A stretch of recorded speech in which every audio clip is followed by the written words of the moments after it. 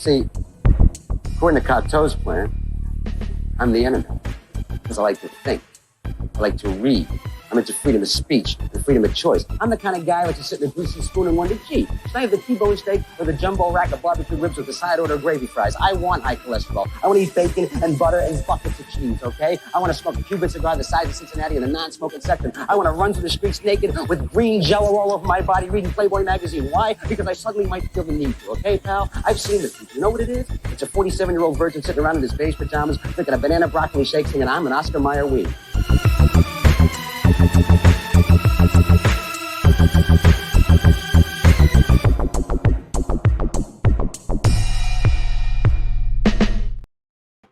Amazing movie. I'm still waiting for Taco Bell to win the fast food wars here in our modern Demolition Man times. Wasn't pretty sure Demolition Man was actually set like in the past for us now. No, it's 2043, and I would not have known that 3 days ago because I saw it for the first time 3 days ago. Because y'all know Duke sat my ass down and was like, "You gonna watch this movie?" And yeah, and I did, and I was like, "Wow, so much cheese! It's like Wisconsin, just so much the camp." Well, it's Anyway, campy, but it's incredibly accurate to what we're dealing with nowadays. No kidding. It was very prolific in 1997, whenever the hell it came out, and yeah, man, I was impressed. I was as impressed as hard as I was cringing. So, you know, they really nailed it. They really did. What's up, y'all? Good morning. It withstands the test of time. Like it's still a good movie because you can No doubt.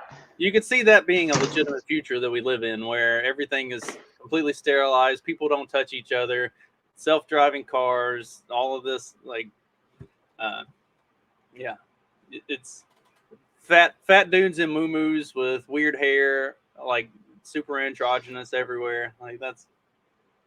Oh well, there was a article like I saw the other day or something like that more and more people are like, you know, it was like an epidemic of loneliness. Like even because people don't interact in the same way that they used to. It's even the Surgeon General said like the epidemic of loneliness like was a problem that the government was going to try to fix, and it's like, oh no, they're gonna give us like some kind of AI bot to talk to. Like that's probably what it's gonna be. It's like, hey, here, like we won't let you like interact with other people because that's too harmful. You know, you can get your feelings hurt. So here, talk to our AI bot that. Yeah. Where did it go? I had that article pulled up. I thought. See if I can find it. Yeah, the epidemic of loneliness thing. That's like, well, I mean, number one, who started that? Like, who created that problem to begin with? Oh, yeah, that's right. The fucking government shutting everything down and sending, you know, or locking everybody in their homes for a whole year and a half. Year and a half, yeah. Yeah, I wonder why we would have an epidemic of loneliness. Remember all the videos and stuff of like old people who were like being forced to basically die alone, and they couldn't see their loved ones and stuff, and it's like people getting mad because they weren't allowed to go sit at the bedside in the hospital of a person who's literally dying. It's like, why does spreading some bullshit matter if they're literally dying? Like, it's more important for them to have like, science and just common sense got thrown out the window for a year and a half. Not that we had a whole lot of it to begin with, but holy shit, like when you start that low and then you throw everything you had left out, terrible. Yeah, so this is the epidemic of loneliness and isolation. He published an actual, like, it's a whole full paper or something like this on talking your about tax dollars at work. Yes, I mean, if he didn't produce a paper, I would kind of be, you know, am I supposed to be more upset that he actually did something, or No, because if there is no paper, that means it's been redacted, and that means it doesn't exist, and that means money's going, and you don't know where it's going. So at least we have this paper. You see, we have this paper that shows you for every How page, inept just do like the federal $25 million, 50 million per page. Just do that math, man, this is why we're getting inflation. This is why my groceries are going up to fund this crap.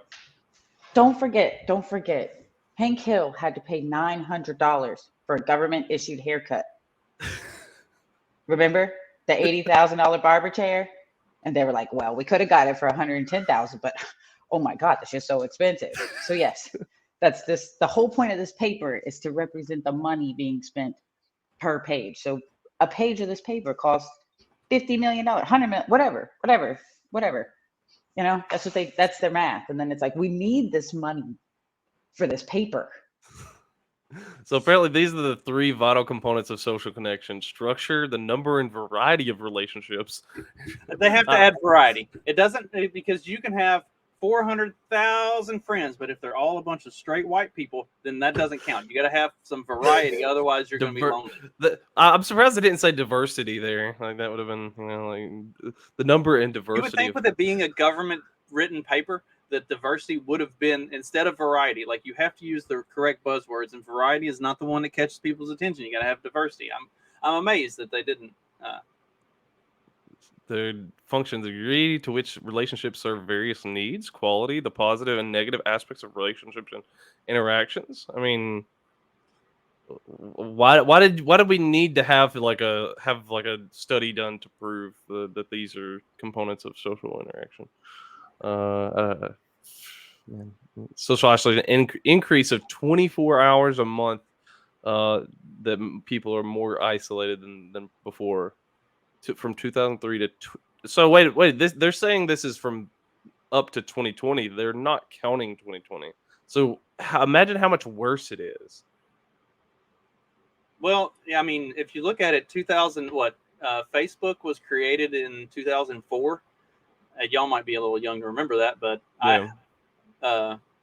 I was one of the early adopters of Facebook when, I guess, in the summer of 2004, Murray got on Facebook, because originally it was just a college platform thing. Like you had to have a .edu, like a college a college email address to register with.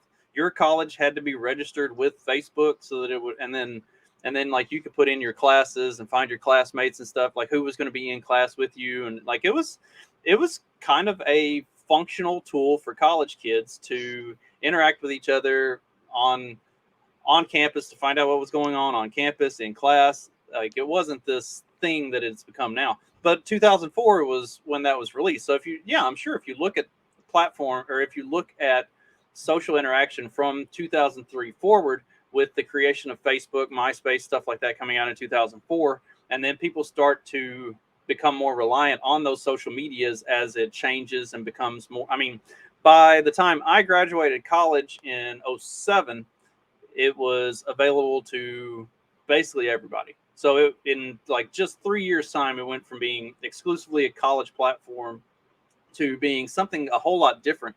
And then you're like completely shifting the way people interact with each other. So instead of like using it to say, hey, this is where the party is, we're all going here, or we're all going to Nick's or the Apple or whatever.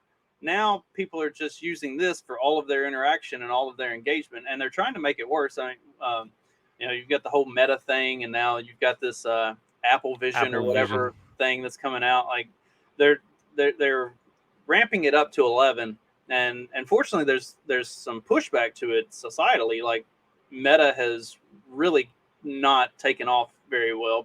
There's been a lot of pushback to it, to the tune that Facebook and Meta have had to do a number of rounds of layoffs and stuff like that. Like there is some positive news coming out of that for those of us who are fans of real human interaction. But like, yeah, I can see how people would feel more isolated. And also, if you're depending on how you're using Twitter or Facebook or whatever, the way you're interacting with people, like if you're constantly fighting with people online and getting into these like shouting matches and engaging with stuff that pisses you off, you're probably going to feel like nobody likes you, nobody in the world is on your side.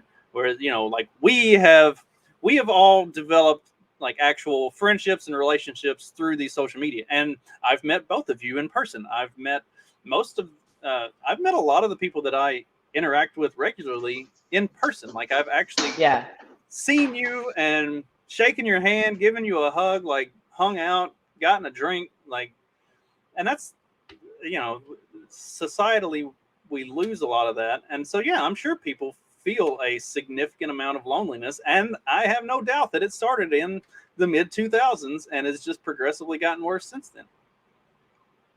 Yeah, see, I think here's where they get their diversity point stuff, and because like they're talking about the factors that can shape social connection. They have to put like your race, your gender, your socioeconomic status.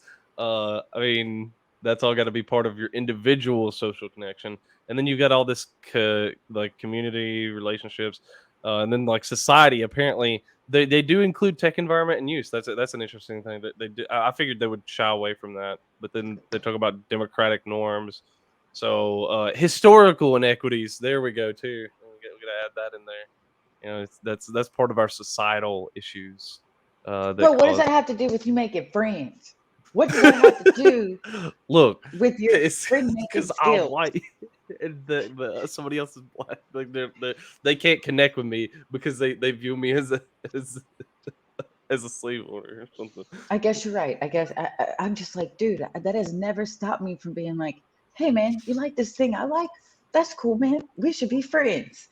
Well, and then you meet the person, and then maybe they're not cool, and then you stop being like, you find new friends. I don't know.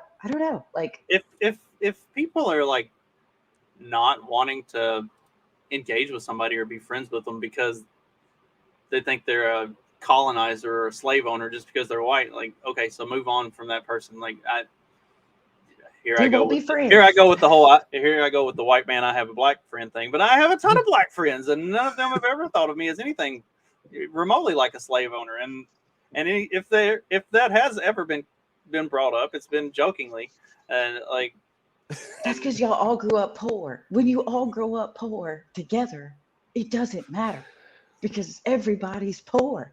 It's my wife has told me that I was not in fact poor. I just thought I was poor. My parents did a good job of convincing us that we were poor, but it turns out we were anything but. And I never knew that. I just found out that we were not poor within the last few years. Well, I'm just saying, maybe they weren't that poor either, but everybody was under the pretense we're all poor, so who cares? And then, like if you view me as white, therefore I represent some sort of whatever, systemic whatever the buzzword is, well then we're not gonna be friends. Like this is simple.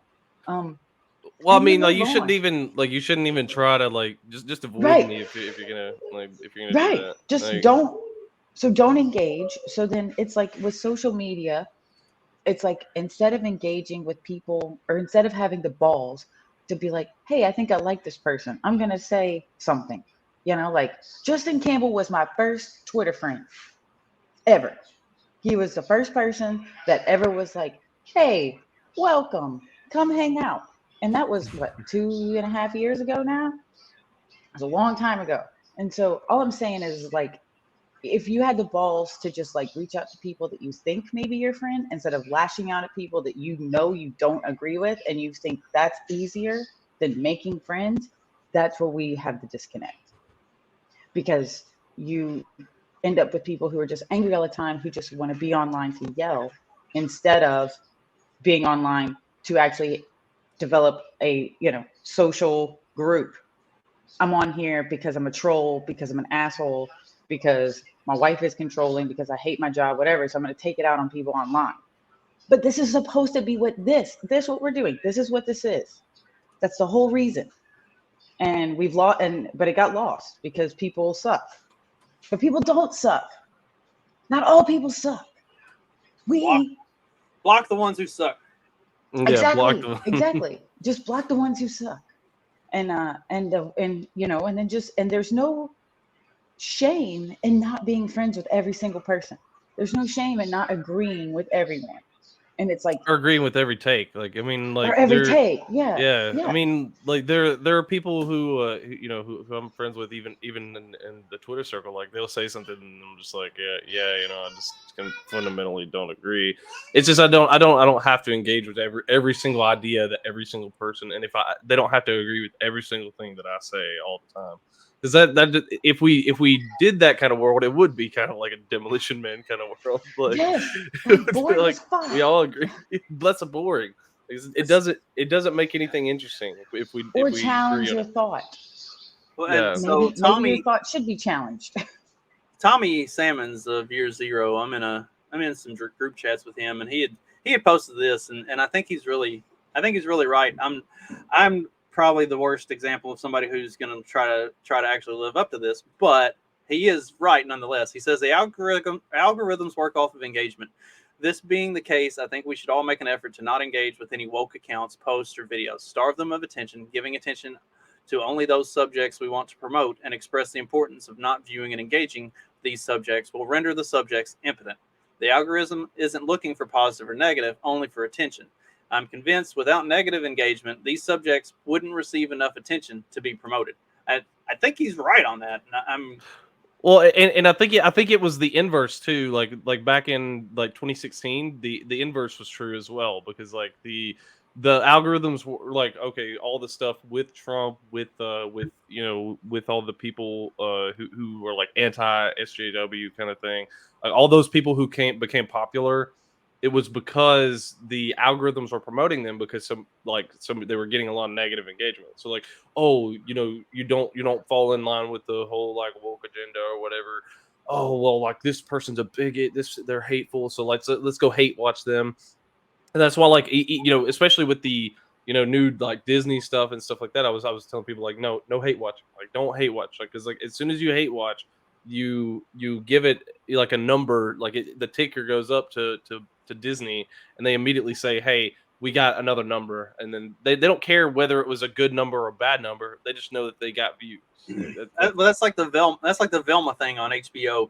Like, Yeah. I still haven't watched it, even though there's a part of me that wants to watch it just to see how fucking bad it is. But at the same time, I'm like, no, because even though I'm going to absolutely hate it, I'm only watching it to talk shit about it.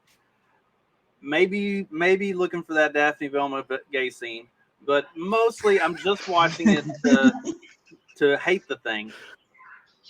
If I do that, then that tells them somebody else liked this, because they don't, like Tommy says, they don't look at it as, did you watch this and then go tell everybody that it's a 1-star, it's the absolute worst drivel ever to come out on television? No, they just saw, there's another audience member. We are doing good.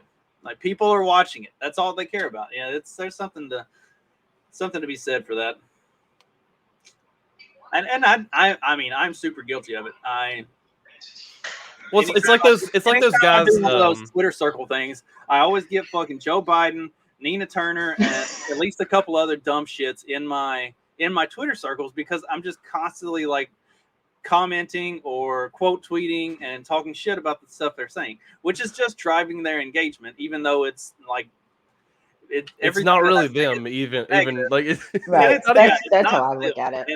And it's not like even though everything I'm saying is negative, it's still pushing their engagement. And I don't know, so Dag said leave a 1-star review. Does that even work? I mean, like, if it's something like on Amazon or whatever, maybe on Netflix if you leave a 1-star, but I don't know. You don't have the star system on Netflix anymore. Oh yeah, they did it's just thumbs up or and love or down. Yeah, it's like a thumbs down, thumbs up, and double thumbs up. Yeah. The stupidest I like it so system much. ever. I like it so much. It's funny. Everything that I give a double thumbs up to gets canceled. So maybe I should try some. Stop doing that. I like that stuff too. Stop doing that. No, I feel the same. But I feel the same way, Justin. That, like, you know what? It's there's so many things. I say all the time, I should get an award for the amount of restraint I have on Twitter because of the things I don't say. But yeah, no, you whenever you engage like that, when you share it, when you all that, you're just driving their numbers up. No one's looking, you know what I mean? Like That's like you're not gonna get anything the from it. You're like not. the people who are, they were seeing you've seen those guys that are sitting in the car, those like young guys, and they're like screaming, and they're like, "Oh my God, look what Trump did," blah, blah, blah, and all this kind of stuff, and Oh, I hate everybody's those fags. yeah, those crews, and like all these people are engaging with them, and they're saying, "Oh my gosh, this idiot," and I'm like, as soon as you quote tweeted or you retweeted or you interacted and said like, "You idiot," that immediately that just tells the algorithm like, "Hey, these people are getting engagement and they're getting interest in their posts," and that's just going to keep kicking them out to your feed, and you're going to see more of them. And that's why, like, some people were complaining about the for you tab on Twitter, and I was like, my for you tab is fine. I get a lot of stuff that I'm interested in because Me I too. don't engage with the stuff that I don't like. I let it pass by my feed. It's like, okay, Hmm. well, I like video games, so I see video game stuff because I like that, and I comment on those posts. Yeah, Like, I I like it don't. till it's like I'm inundated with like one thing, and I'm like, bro, I'm a little bit more diverse. You know what I Diverse. mean? Like this isn't Yeah. my one thing. But no, I think the for you is good, and I think it's great that you can curate your experience. Like you should be able to curate your whole experience on social media, and I think that what they did with the algo for the for you is awesome. I love my blue check mark. I don't give a fuck. I love it. I love what I'm able to do with it, and I love what I'm able to see. I feel like even I don't really care about people seeing me necessarily. I just care that like, I get to see more of the world through this app. That's the point. So like what's going on in the news in Minnesota? I don't know. I want that to just come on my feed. I feel like a lot of the people who complain about the for you are like the crazed leftists who only want their little echo chamber. And what they're starting to realize with the for you is like, why do I see all this Trump, MAGA, blah blah blah stuff? It's like because you keep engaging with those accounts. You keep engaging with those people. The more you engage with them, the more that it's going to show up on your feed. So like, yeah, Well, I've seen it with the right too, but it's usually people who do the opposite of what you say. It's like they're commenting on every Joe Biden post, they're commenting on everything, and they're like, "Why do I keep seeing this on my feed?" And I'm like, "Because you keep commenting." well, and like I've got mine pretty. I would say mine is pretty well. What's the not groomed, but Like, well, you kind of curated.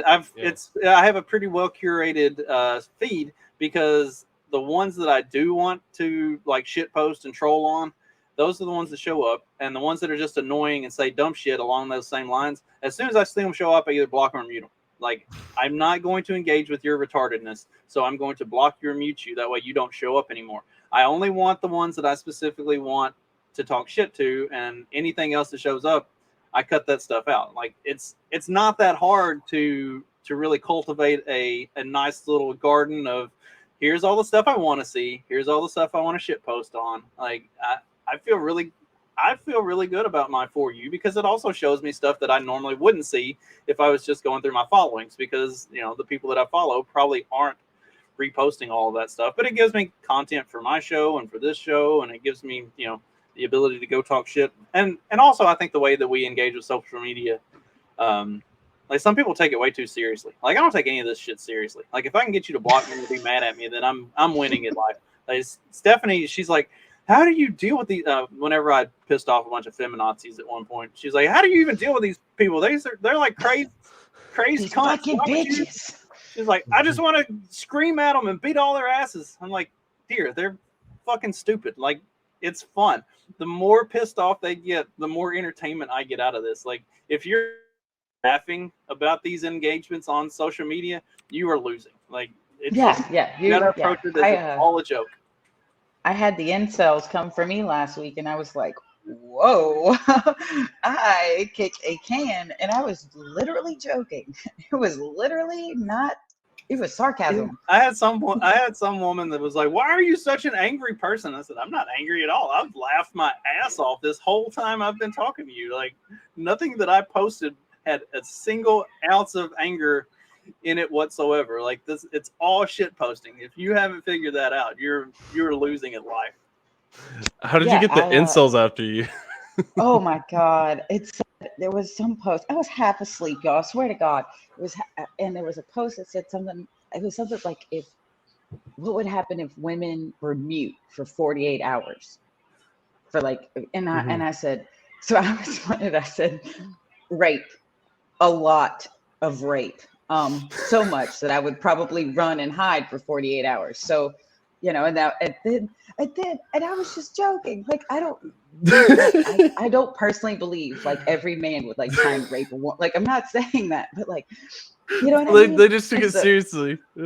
dude, they were like, what about you're being disrespectful to this was funny, to your father and your brothers and your sons. And what I really wanted to post was, how do you know my father didn't rape me? But, that's for a different story. And so, but it's just like, they were like, don't worry, you're a 4. You don't have to worry about being raped. Da, da, da, da, da. And I was like, okay, well, now you're calling me ugly, and that's just rude. You people don't even have a profile picture. You don't even have your face on it. So this is really unfair. And dude, they just kept coming. They just kept coming. And I was like, I mean, my point is, it's like, that's a laughing. perfect Then troll I had post. one of them shit posting on my name, calling me ugly. You didn't get to my DMs, ask me about my bath water. Get fucked. Like, get fucked, you incel. Like, no. So that's what I tweeted. No, my bath water is not for sale. So yeah, no. If you're not laughing, any bathwater coming next week, No, then all the women in my timeline get on and say, mine is. So, if your friends, if you can't laugh at this shit with your friends, that's the point of this, is community, and to find yours. And not every community is supposed to agree. That's the point. But you should laugh at stupidity. You should laugh at people who are just fucking dumb. You should laugh at people that take it. You should.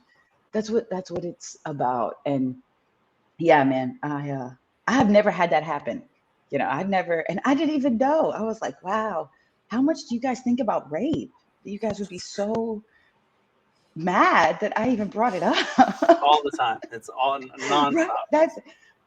So anyway, no, they're bad. But yeah, that's the internet. And if you can't laugh at it, and if you can't find a group of people to laugh at that other group of people with, you're doing it wrong. You're losing. Yes, Justin, you're losing. We've spent a lot of time on this topic, and I didn't expect us to even go that far down this road, but I'm glad we did. It's been fun. What else we got on the docket for today? I know we've got some, since it is Pride Month and continuing our encouragement of violence and bullying and whatever, which is what got us taken down from YouTube to begin with. Although I don't think we actually talked about. I don't even like that was the Welcome to Gay Pride Month with our LGBTQAI plus 2S whatever Nazi insignia banner and everything. Maybe it was just the thumbnail. That could have been it. It could have been. Yeah. I don't know. We used that last year, and those episodes didn't get taken down. So I think they're catching on to it. The algorithms are catching on to that's like they're viewing that as a hate symbol now. So. Like Nazism was never about hate. It was about getting society under control. But that's neither here nor there. Moving on.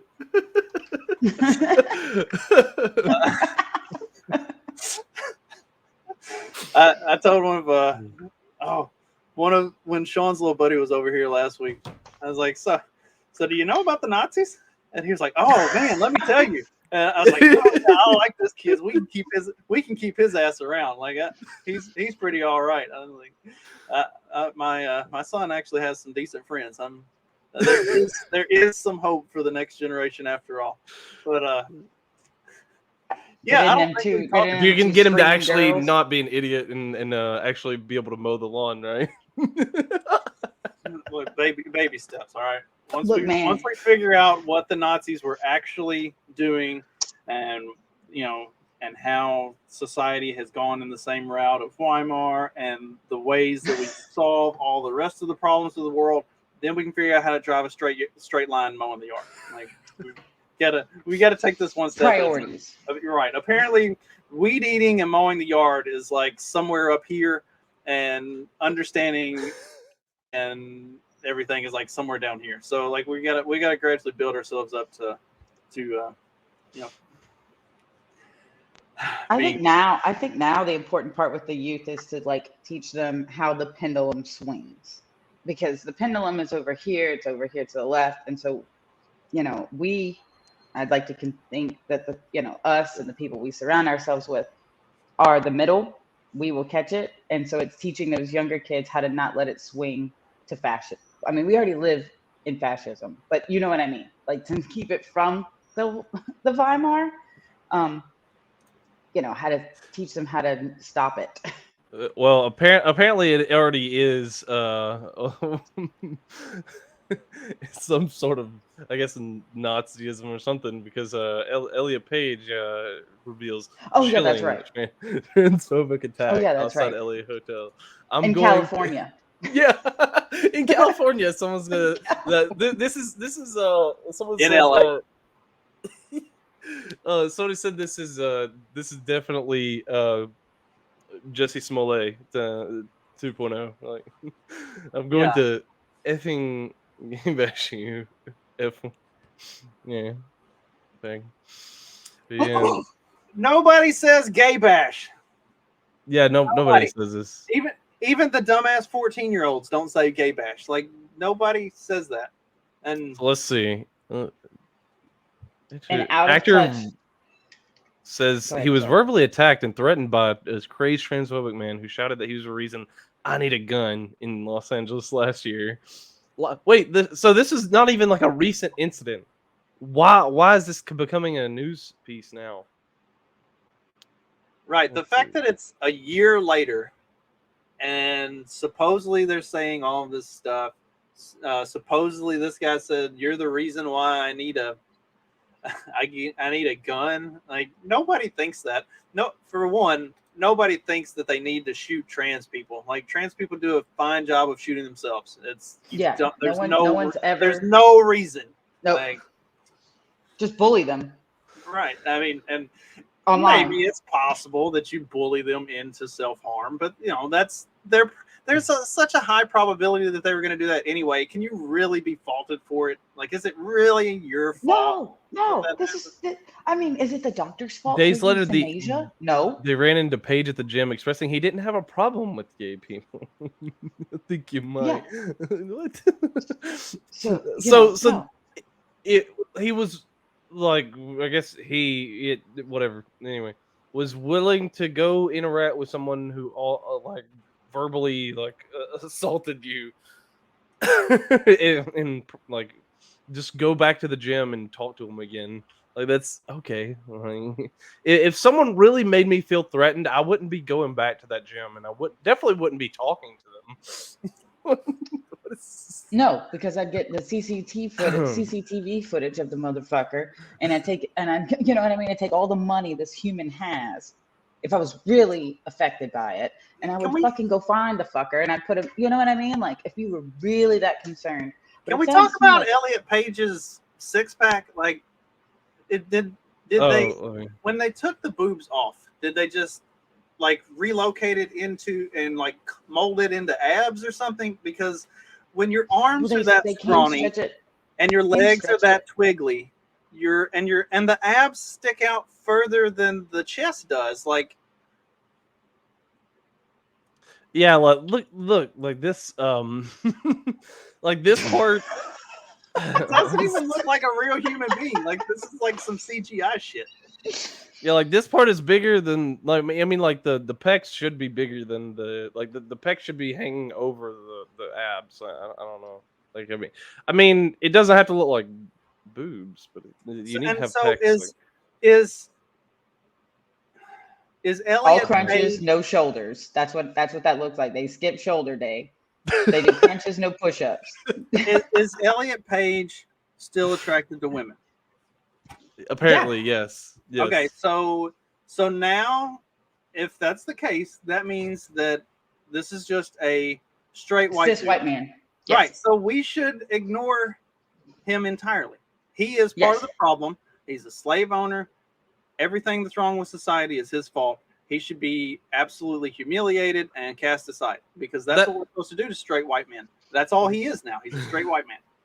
So see, that's the interesting thing about this whole movement, is because they want to be the thing that they're trying to identify as. But if you then identify them as the thing, so like if you say that Elliot is a straight white man or whatever, then that would be like removing trans people or whatever, because they're also a trans person. So it's like, which would you want? Or do you want to be like an authentic, like do you, if you're trying to be a man or whatever, or do you want to be called a man, like just a man, or do you want to be still have the trans man thing?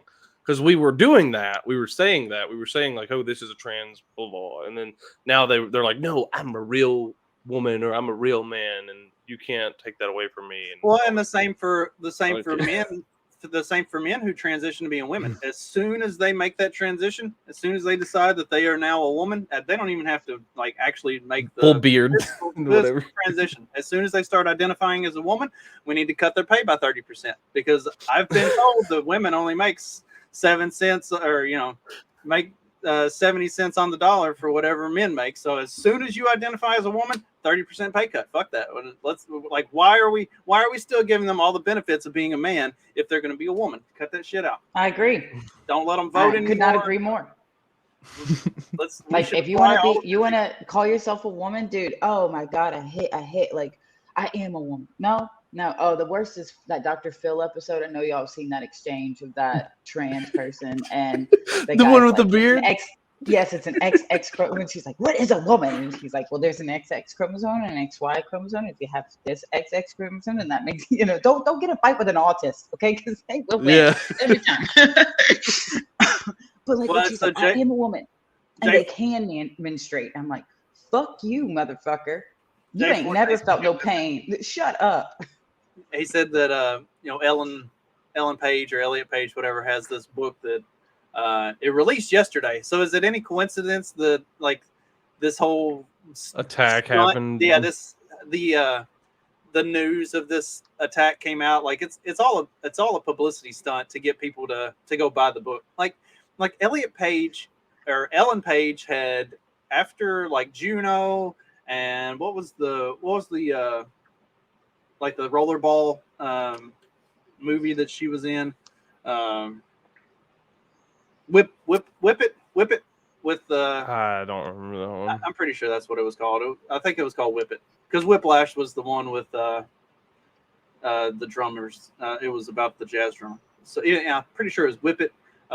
Like after that, her relevance really like fell off the map.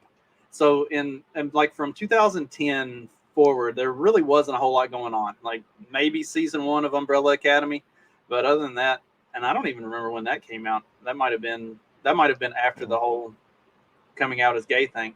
But like, there really wasn't a lot of work for Ellen Page. I think the last thing that she had done before coming out as gay was like the cameo appearance as Shadowcat in the X-Men Last Stand, which was a terrible movie and nobody paid attention to that anyway. So like, fallen into complete irrelevance, and then comes out as gay, and suddenly you get all this attention again. Well, except that she really didn't get a lot of attention, and she really didn't get a whole lot of work after that. Like it was just, that was kind of the thing is, Juno's gay. And then, so then you get the trans thing, and there's really, that also hasn't garnered more work or anything other than just publicity. And now you've got maybe one gig now, like I don't even think she's only been in this human being has only been in recent times in the Umbrella Academy on Netflix, which is a great show. Which is a great show. Like, do not make no mistake. It may be woke, but it's awesome, and I like all their superpowers. And I think it's an original take I didn't on even think it was something, all on a that woke. trope. I didn't even think it was all that woke. Like the way they handled the way they handled the transition of Ellen to Elliot, like as a character in the show, it was just like one episode they all come out and they're like, "So you're a dude now?" And they're like, "Yeah." Well, that's weird. Okay, and then they all move on. Like they never make like in real life, you know, like when you Yeah. if you had like a really good friend or a family member that's like, I'm trans now, you'd be like, okay, all right, whatever. you know, We'll move on. you like to see homos naked? That's cool, man. Whatever, man. Everybody just moved on with it, and they never made like a big deal of it. Like there wasn't this huge like LGBTQ activism type of a thing involved in it. It was just like as the seasons of Umbrella Academy have gone on, and Ellen became gay and then became trans and became whatever. Like all of this stuff has happened in the show, following along with her real life, and they've just kind of been like, okay, this is a thing, and now we're going to move on. And like they keep telling the story. Like I haven't felt like they've really been super woke, as they just kind of roll with the punches as the clear mental illness that is Ellen Page, or whatever you want to call he, her, she, it now has gone through. Yeah. You know, I just think I find it funny, real funny, that as a trans man, right? The role that you're most known for is a pregnant teenage girl. I'm just saying. You know, that's like, it's like, whoa, wasn't she pregnant like last year? And it's like, well, Juno came out, you know, like what, 13, 14 years ago at this point. And, you know, that's her best known role. And now, you know, it's weird. It's weird. It's weird. No, like he couldn't have a Right. yeah, Right. and unless Now he all of a sudden, yeah, dude, this human is it's confusing. And you know, a lot of times I do take a step, as funny as it is, I do take a step back and humanize these people, and like, oh, what a world, what a mind to live in, where it's like, I need relevance, so I'm gonna change my you know what I mean? Like, Jesus Christ, like how self-deprecating. well, How it's the new currency though. Like, so You're right. You're right. That's fair.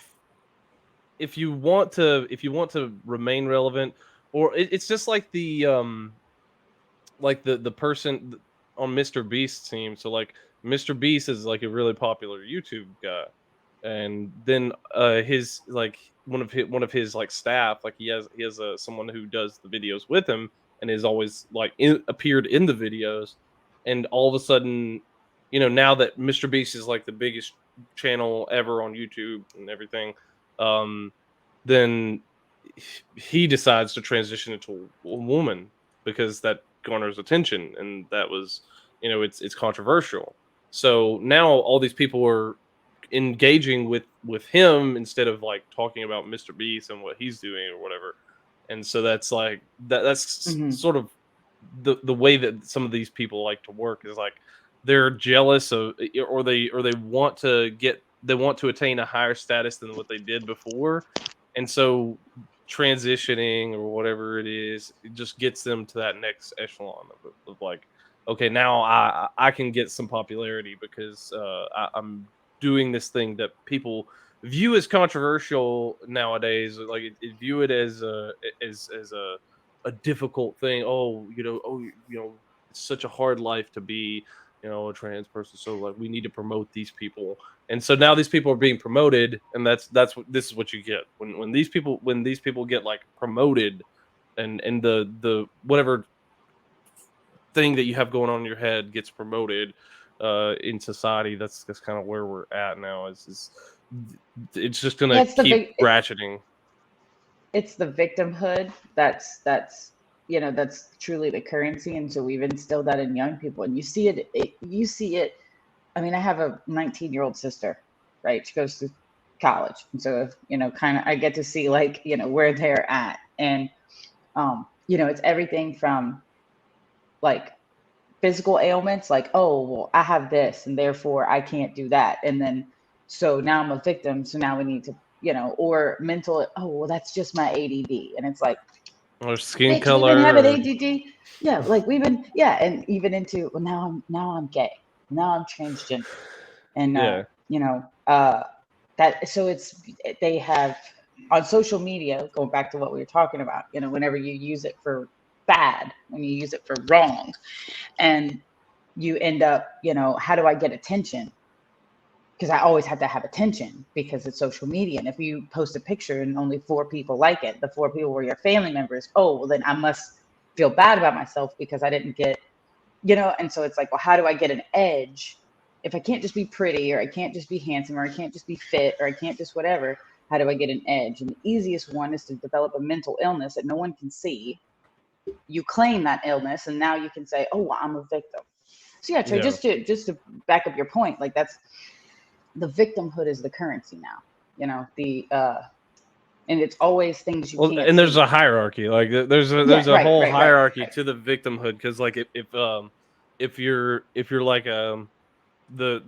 there's even one of the books that they I forget that kind of started all this kind of stuff on those, like it's one of the books that they talk about in the CRT kind of class stuff, is that it basically says like, hey, if you're a trans person, then you have a certain level of victimhood, and then you'd have to tack on like, is this a trans black person and all this kind of stuff. Like you have to tack on every victimhood status, like has to tack on until like, okay, well, I'm a trans black disabled person, and then all of a sudden you're like at the top of the hierarchy. And then it's like that bitch that was working her way around the news that like transitioned her 4-year-old.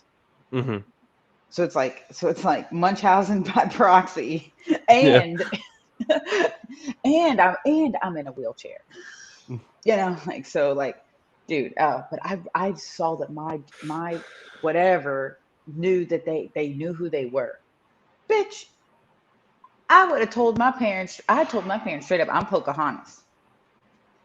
Oh well, I would have been. I was the Red Ranger. Like, who's to tell me otherwise? Like I dressed in that. I went to Catholic school. I wore the Spider-Man costume all the time. Like, oh my God, that's what I was getting at. Yeah, as soon as I got home from school, the minute I got home from school, Pocahontas costume, no matter what. And then eventually I grew out of that and I became Jasmine or whatever. But like, but I'm just saying, like, but that's also my point, is that I grew out of that and then I was on to something else. My parents didn't make me tan and give me brown eyes so that I could become Pocahontas. If your child says they have an imaginary friend, do you really just say like, okay, all right, Johnny's coming with us? I mean, maybe you do for a little bit, just to like appease. To keep the peace. Yeah, and then all of a sudden. You're like, no, Johnny's not real. Like he's completely fake. It would be Trey. It would be like if your son came and was like, I have an imaginary friend and his name is Johnny, and you're like, okay. And then like if your son was like, okay, Johnny, come on with us, whatever. And you just kind of like, yeah, Johnny, come on. It's whenever you're like, hey son, where's Johnny? Hey son, has Johnny eaten today? Hey son, we need to make a plate for Johnny. Huh? That's when you are captured by the whole like thing. Yeah. Whenever you're just like, yeah, dude, I guess Johnny can come. I guess. But I'm not paying for his entry at Chuck E. Cheese. I'm not doing it. Does Johnny have his own money? Did his parents bring his money for him? Like start interrogating. That's the way you have fun with it. Like, yes, and you also bring reality to your child that like, yes, like things have to be in the real realm. Like that grounds them a little bit, because like that kind of joking and stuff like that. It's like, oh well, if he was really going, he does really need real money to be able to get into the movie. Like it makes them start processing that kind of stuff of like, oh. Like Johnny is not a real person, because he would have to be real to have real money to be able to pay to watch the real movie that we're in. Watch how fast Johnny disappears when Johnny can't come to the movies. Yeah. You know what I mean? Like, no, so like, so when you treat the invisible friend like a dog, or a pet or something, like, you know, no, they can't come with us, right?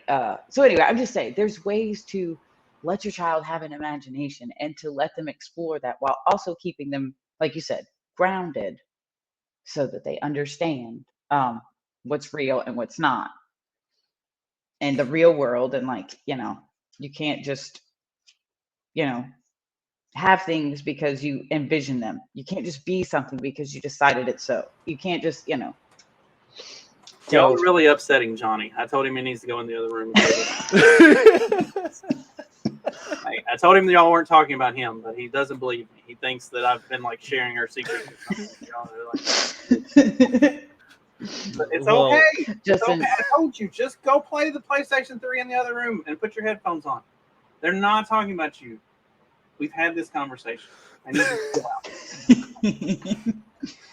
Now I'm Johnny, going to you have one can't of be on those this. days. Thanks. As if it's not bad enough dealing with moody teenagers. And now I've got a moody imaginary friend, too. Bastards. Oh my God. But see, that's what I'm saying. There's ways to where you can let your kids, you can let them have an imagination. You can even encourage that imagination while also, keeping them in reality. And whenever a child, which you guys have kids, like whenever you quote unquote affirm them, right, in their behavior, they're going to keep doing it because they want to please you. They don't want to disappoint you. Well, maybe not Justin's kid. Maybe Justin's kid does want to disappoint him real bad. Sometimes I really wonder. But most of the time when they're little, especially it's like my wife and I've had these discussions before where it's like you telling him that like like this behavior is acceptable because like that's why I was trying to get ahead of a lot of these things but and I don't think she was still thinking like, oh, he's my little baby and everything, and I was like, well, you need to be ahead of this, because if you affirm like, hey, you're allowed to Mm-hmm. throw a tantrum whenever you don't get what you want, or you sit there and you cry about something, and then, oh, he's crying, something must really be wrong. And I said, no, sometimes things aren't wrong, so you don't have to always like affirm what he's saying is correct. He's not always right, he's not always telling the truth. He like everybody lies, especially children. Also, Like, sometimes so babies just need yeah, because they need your attention and they know you cry, I get attention. Like, and they figure that part out real quick. And so that's whenever, and in my opinion, at that point, that's when you start talking to them like adults. yeah. Like, okay, okay, we're not playing this. And it's so hard as a parent. I can't imagine, because you just want your babies to stay babies forever, and you just want them Yeah. to like not make those connections, like just be my baby. And it's like, no, well, you know what? You've Or decided. just do the right thing. Like you just wanted them to like, okay, like just grow up and then be able to like hit those stages at the right time and like Sure, mature yeah. and just say, hey, like I said no, so that means no. Not like, oh, well, you're gonna cry about it, and then we have to deal with this, and then all those kind of things, because those things take time, and that's that gets in the way of of doing a lot of things. But you have to take that time, because otherwise, if you don't ground them in the reality of like, well, I said no, and that means no, then it becomes more of a problem later. Those kind of things. Exactly. And then whenever they're not used to that, whenever they're not used to hearing you talk that way, and they only ever hear you talk a certain way to them whenever they're in trouble. I think that can have a real effect too. And like where was I going with that? If you only engage with like, if always harsh on if just like no. I'm the like czar of this house. Like, just no. Nine. right. Nine. But if you talk to them outside of baby talk, and they start to hear you in your voice, then it won't be so detrimental whenever you do, like you can have those conversations. And if they hear you like lose your temper or lose your tone, but very often, but like they just hear you talking like this tone with them, then like they're not scared of you. They know they haven't disappointed you. They can feel trustworthy. It's whenever you go from, oh, da da da da, to this, Yeah. you know, oh, baby, to this. Like they think Yeah. that, you know, that's a hard transition for a 4-year-old if they've never heard it. And all of a sudden at 4, you're like, you need, by God, I'm the goddamn paterfamilias, you know what I mean? And I'm gonna lay the law. And it's like, well, the 4-year-old's never heard you say that. You know, You've always been, and then all of a sudden you're, you know, like at autumn. yeah, that would be a lot. That's a lot yeah. for 4, because you as a parent decided, shit, we're a little late. We should have been doing this, so now we're gonna do it.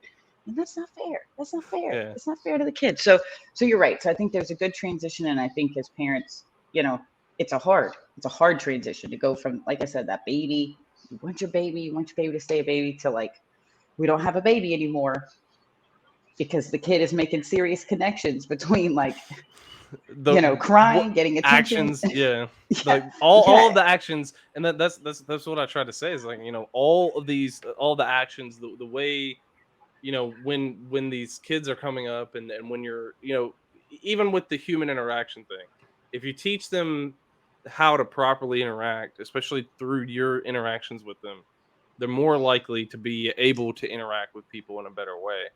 And that's why I haven't baby talked to my oldest son, and that's why he has like a better vocabulary than any kid his age. I mean, See, yep, because you he's talk to him. 5. He's 5, and he was saying, technically, blah blah blah. He spouted out something, but he started out with, technically this is correct, or whatever. I was like, I wanted to be so mad because he was trying to like argue, but it was just so funny. Me and my wife both busted out laughing because he was trying to make some argument to us, and we were telling him no, but he was like, technically we didn't, and I was like, no, we're not doing this. No, we're not doing this. But you know, a 5-year-old saying technically, and you know, that's a big word. That's like yeah. But that's because you do a good job of communicating with your kids, you know, and like because you understand reality. Going back to that, Yeah. You understand reality. You stay in reality. You don't lead them to believe, you know, that the world is going to treat them like babies forever. So they know that like they have to use those words too. Like if I'm going to be in this family and I'm going to be a part of this group, you know, I have to talk, and I have to talk in a way that my parents will talk back to, you know, can understand me and can converse with me, because they want that. They want that interaction with you. You're the only people. So yeah, if you're not so they're like, okay, well then I guess I mean, like I said, there's 14 years difference between my sister and I. And she started talking real early because she was constantly around adult, you know, I was 14, 15, grown. She was constantly around adults. She was the youngest grandchild by several years. So like all she had was adults. Yeah, she started talking real quick because crying and shit wasn't working. Yeah, I mean, you know, if you're not just like, you know, giving them everything.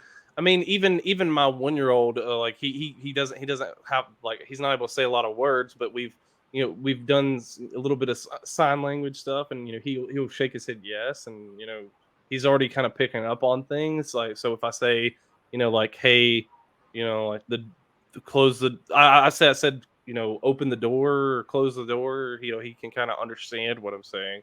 Like he can't formulate words, you know, quite yet is that well, but you know, just talking to him normally, like saying, hey, close the door, or, you know, do this. He'll get it faster than his peers. Faster than his peers, and he'll end up like your oldest, where he's saying technically at 5.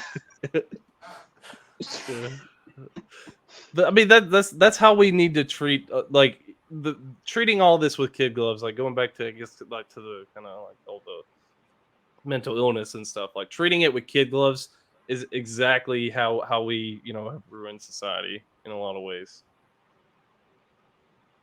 Yeah, man. Don't make kids retarded.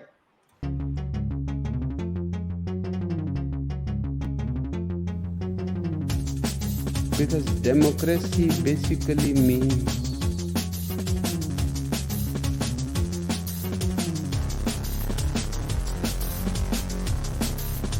government by the people,